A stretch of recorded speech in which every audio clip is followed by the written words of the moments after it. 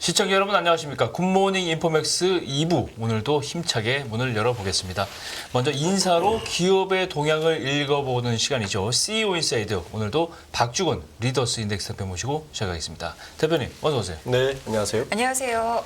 자, 이제 곧 이재용 회장이 취임 1년을 맞게 됩니다. 뭐 1년을 맞아서 뭐 새로운 비전이 나오지 않을까 뭐 이런 관측들도 있던데 그에 앞서서 요즘에 이런 이야기 있어요. 그 지금 해체된 미전실 복구에 네. 관한 이야기. 뭐 어떻게 지금 보고 계세요?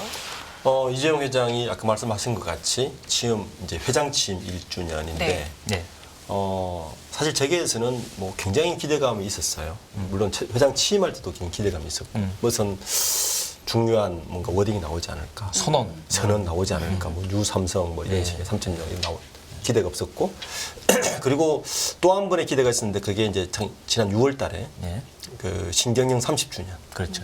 때도 그런 기대가 있었는데 역시 지나갔고 이번에 이제 1주년이라서 또 한 번 그런 유삼성을 기대를 하는데 그 기대에 전에 지금 나오는 얘기가 미전실 이야기, 부활 이야기가 계속 나오고 있습니다. 근데 그게 이제 언론들에서 계속 이제 좀 뽐뿌질을 하고 있는 것 같고, 그렇죠. 언론들이 뭐 계속 기사를 점점 내면서 이제 활용점점으로 지난 8월달에 이찬희 준법감시위원장이 필요하다.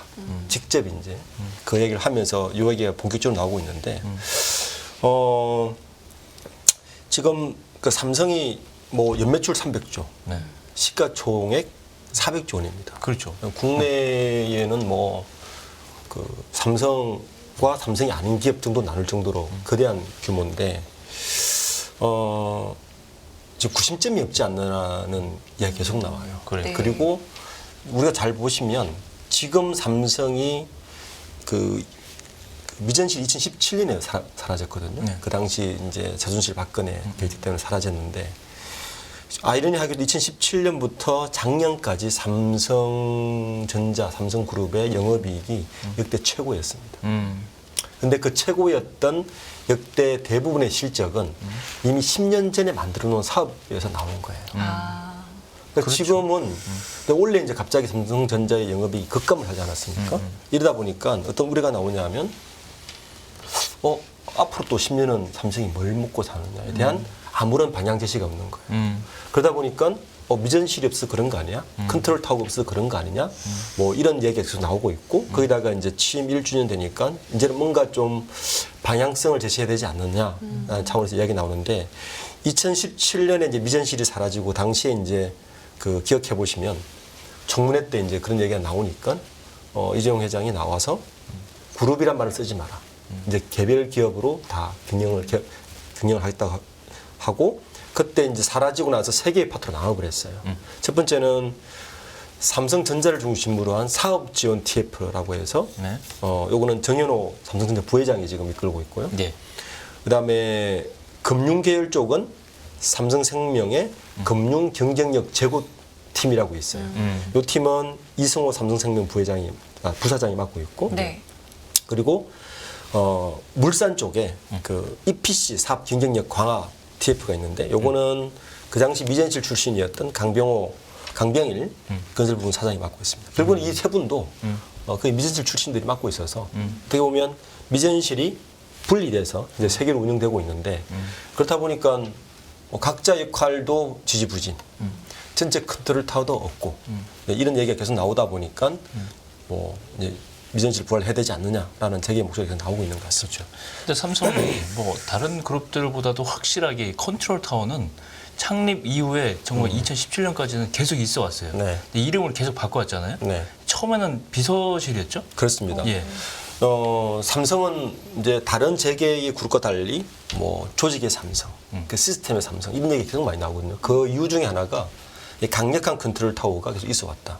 보시면 이병철 회장 때 만든 게 이제 비서실이거든요. 그렇죠. 비서실을 만들었다가 저 비서실이 70년부터 90년까지는 경영 전반을 다루는 조직으로 바뀌었다가 실제로 지금의 이제 미전실이라고 부르는 이제 초기는 이제 98년부터 봐야 되는 거죠.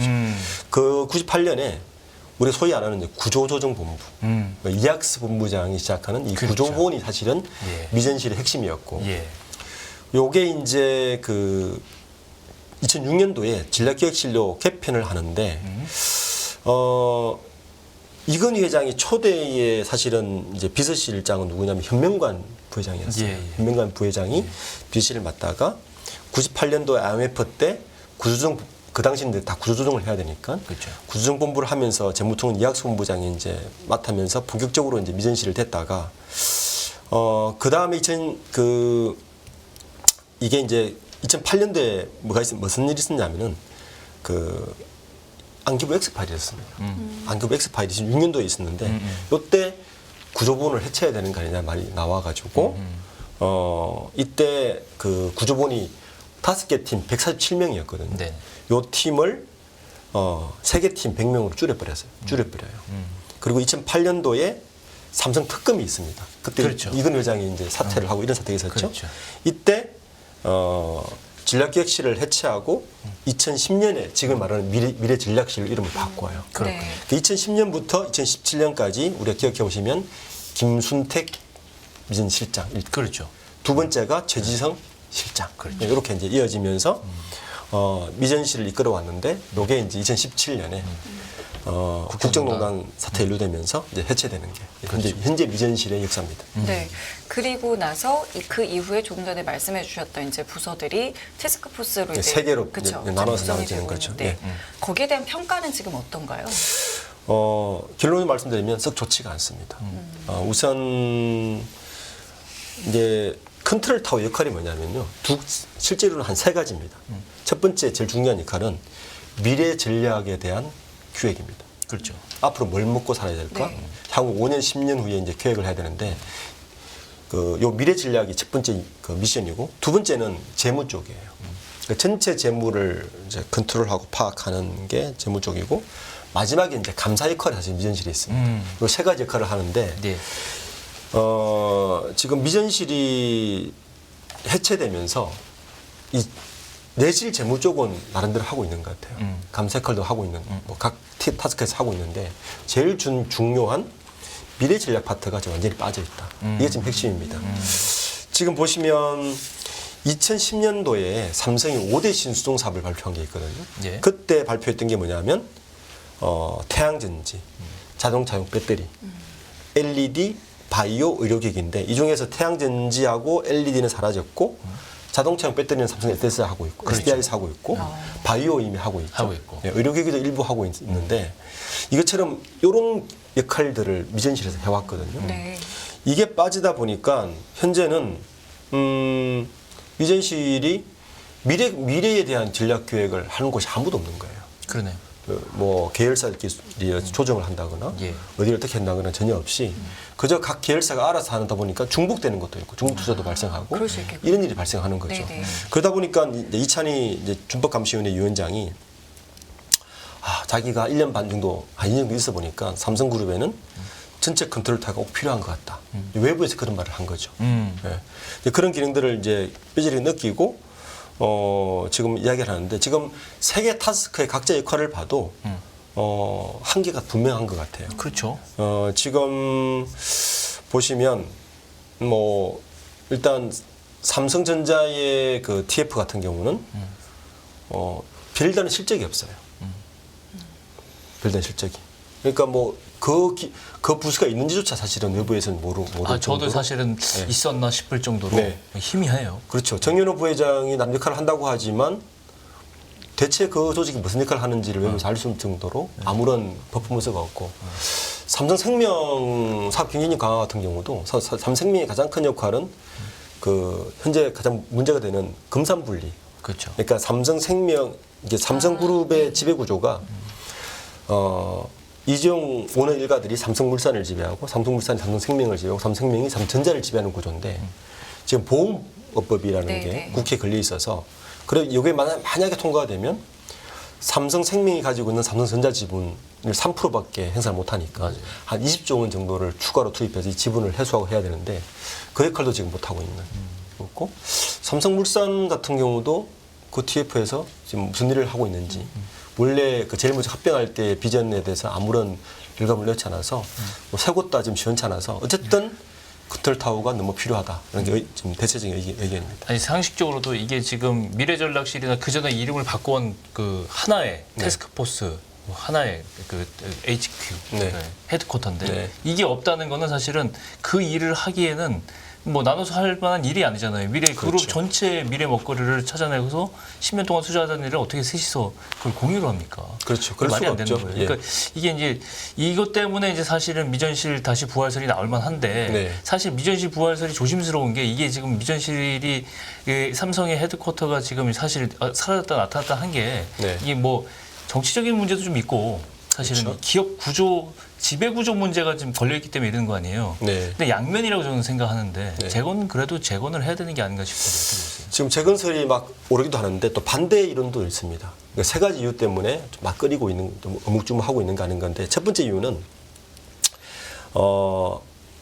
이제 당시 이재용 회장이 왜 자율체제로 가고 뭐 이렇게 미전실을 없애버리고 했느냐면은 그때 인터뷰들을 보면 이런 겁니다. 이재용 회장이 그 당시 이제 인터뷰나 이런 것들을 보면 오너 경영이 최선이 아니다라는 것을 많은 부분에서 이야기를 해요. 네. 그리고 오너 경영이 끝까지 갈 수 없다는 이야기도 합니다. 그러면서 왜 그 김영건 선교도 그 당시 포기하는 기자회견까지 하지 않습니까? 그렇죠. 네네. 예. 이러면서 이 오너 경영이 끝까지 갈 수 없다면 미리 준비를 하자. 미리 준비를 하면 계열사별 자율 경영에 맡기는 게 맞지 않느냐. 그렇게 바꾸고 나서 이 계열사들 자율 경영을 뭔가 감시를 해야 되는데 그 감시는 준법감시위원회에서 해라. 라고 준법감시위원회를 만든 거거든요. 그래서 오너 경영의 한계를 극복하는 어떻게 보면 한 5년간의 시행착오였죠. 첫 번째 이제 그 묶은 이유고 두 번째는 아무래도 과거 회계에 대한 부담이 분명히 있는 것 같아요. 그러니까 미전실을 다시 만든다면 당시 그 미전실의 여러 폐해 때문에 이걸 해체했는데 이걸 다시 만들면 과거로의 백투더 베이직으로 가는가 백투더로 가는가 하느냐라는 있어서 그렇죠. 이 부분에 대한 부담이 꽤 있는 것 같습니다. 그 세 번째 이유는 역시 사법 리스크가 아직 진행 중이다. 그렇죠. 그래서 이재용 회장이 아직까지 지금 이제 제일모직 삼성물산 부당 합병 및 삼성바이오로직스 분식 협의 의혹으로 재판을 받고 있지 않습니까? 요게 아직까지 끝나지 않아서 이 사법 리스크가 있는 한 또 바로 미전실을 부활하는 것도 좀 부담스러워하지 않느냐. 요 한 세 가지 이유 때문에 좀 미전실을 부활하기는 건 좀 부담스럽지 않느냐. 사실도 굉장히 강합니다. 아니 근데 그거는 오너의 문제가 아닌 것 같아요. 오너 경영의 문제가 아닌 것 같은데 오너 경영이 아니라도 사실은 그 전체적인 컨트롤 타워가 필요한 거 아니겠어요, 사실?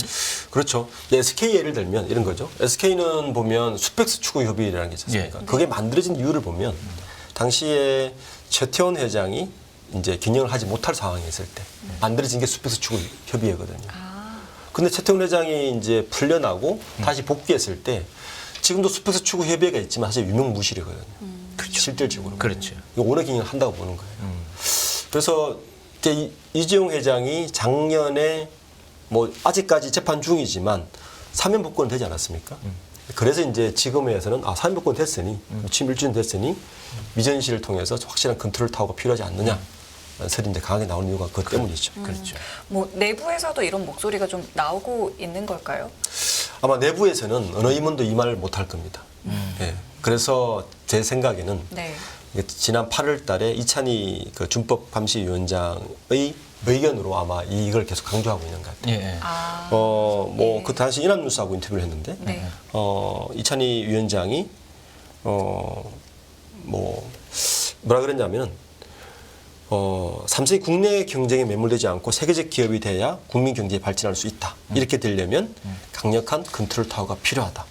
삼성은 작은 배가 아니라 거대한 항공모함 같으니 컨트롤 타워 없이는 이런 굉장히 불가능하다는 말을 빌어서 계속 이제 미전실의 부활설을 계속 지금 이야기를 하고 있는 것 같습니다. 그렇죠. 삼성전자 미전실 하면 정말 그 내로라 하는 브레인들이 다 집합하고 네. 정말 누가 미전실 멤버가 될까 이게 한때 굉장히 뭐 네. 하드쇼 네. 그랬잖아요. 근데 해체된 다음에도 사실은 미전실 출신 임원들이 굉장히 뭐 여러 나눠서 이제 활동을 하고 있다 이렇게 보이죠. 네. 우리 미전실 그러면 가장 떠오르는 분이 최지성 실장, 그렇죠. 그다음 장충기 사장, 예. 그렇죠. 차장이라 그랬죠. 그래서 차장이 사장보다 높냐 이런 말까지 당시 했었는데 그분들은 지금 경영하지 않지만 그 당시에 같이 있었던 분들의 면면들을 보면 여전히 삼성그룹 내에 미전실의 파워는 여전하다라고 볼 수 있습니다. 우선 그 정연호 현재 삼성전자 사업지원 TF 부회장이 여전히 미전실격인 TF장을 맡고 있죠. 이게 네. 제일 중요하고. 네. 그다음에 안중현 당시 미전실 전략팀 담당 임원이었거든요. 네. 이분이 이제 미래 전략하고 M&A를 주로 담당하는 분이었습니다. 네.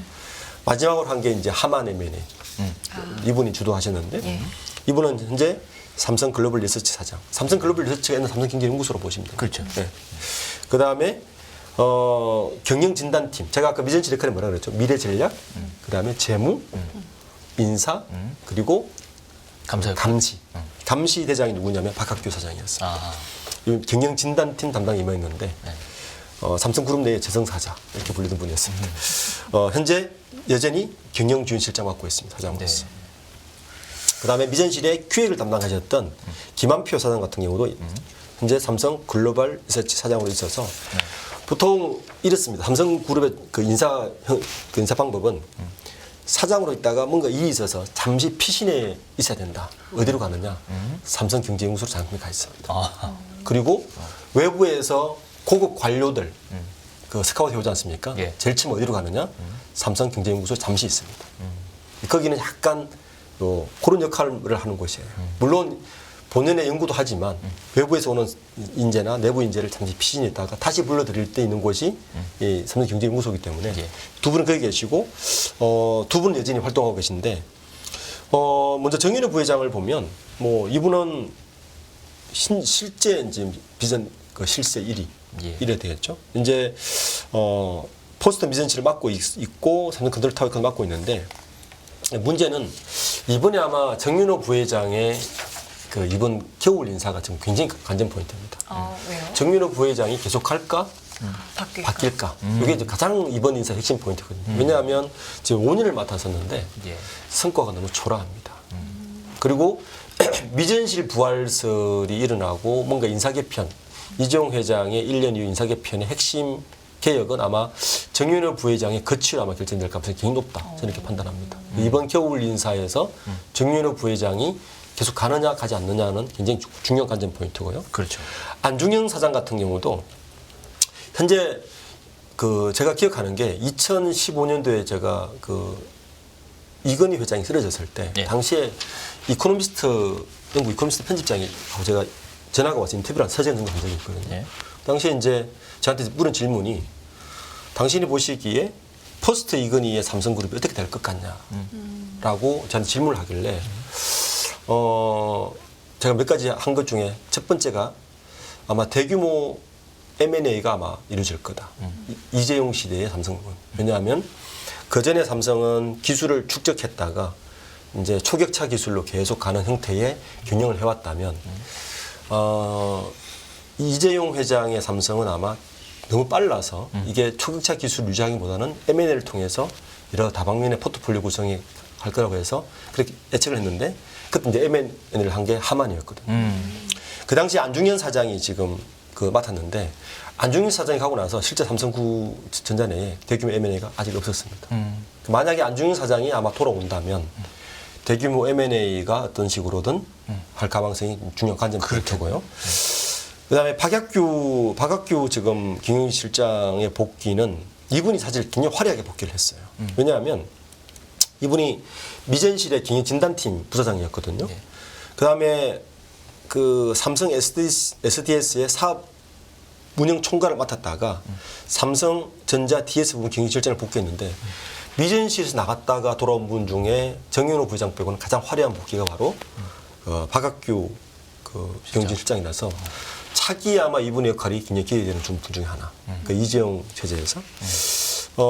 그 외에 이제 강병일 사장 같은 경우도 지금 삼성물산에서 그 제조결사 총괄 TF를 하고 있는데 이분도 미전실 때는 상무직급이었거든요. 네. 그 갔다가 온 분도 이분도 이제 그 삼성물산 계열의 핵심 역할을 아마 맡아서 미전실로 돌아온다면 이분도 아마 돌아올 가능성이 높다. 그리고 미전실 출신 중에 유일하게 실직을 내준 분 딱 한 분 계십니다. 누구냐면 예. 현재 삼성 SDI 사장을 맡고 있는 최윤호 대표입니다. 아, 예. 이 미전실 출신이거든요. 예, 예. 유일하게 배터리 쪽에서 획격한 공을 세우고 있는 그러네요. 분이라서 어쨌든 현재 그 이번 이제 가을 인사, 이제 겨울 이제 다음 달이면 인사가 날 건데 핵심은 정현우 부회장의 거치가 중요한 관전 포인트가 될 것이고 지금 뭐 여러 분석의 내용은 이렇습니다.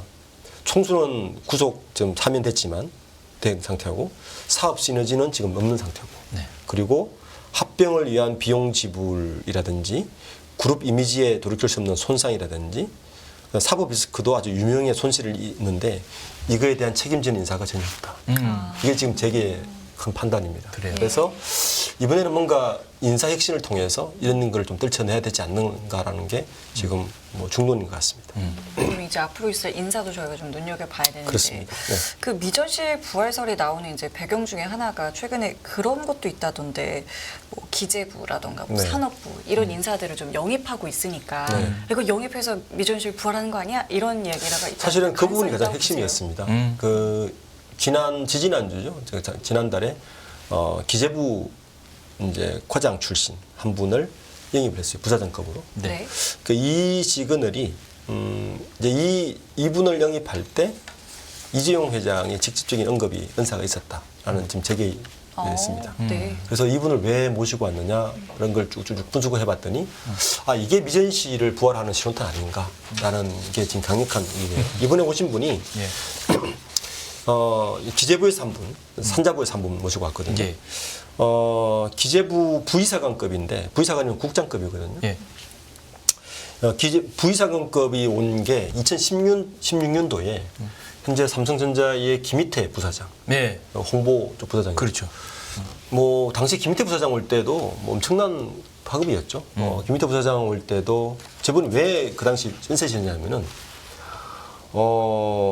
이력을 보시면 그 IMF 때부터 공을 세우면서 예. 외환자금국장, 국제금융과장 그리고 2012년도에 IMF 자본시장국장 하고 나서 정말 승승장구하신 분이거든요. 동기생 중에서 32기신데 그 행시 32기신데 36기인데 동기 중에 가장 먼저 진급을 했고요. 네. 실장급, 국장급으로. 그래서 뭐 최소한 차관급은 따놓은 뭐 무슨 가는 분이다라고 했는데 갑자기 삼성을 가신 거예요. 6년도에. 그 당시에 굉장히 센스를 일으켰죠. 이번에 부의사관급이 바로 그런 분입니다. 저 김희태 부사장과 거의 같은 전체를 밟고 있는 분인데 이번에 오신 분은 예. 행시 42기예요. 예. 42기인데 기재부에서 경제정책국, 경제정책국 핵심 브랜드를 모인 곳이거든요. 예.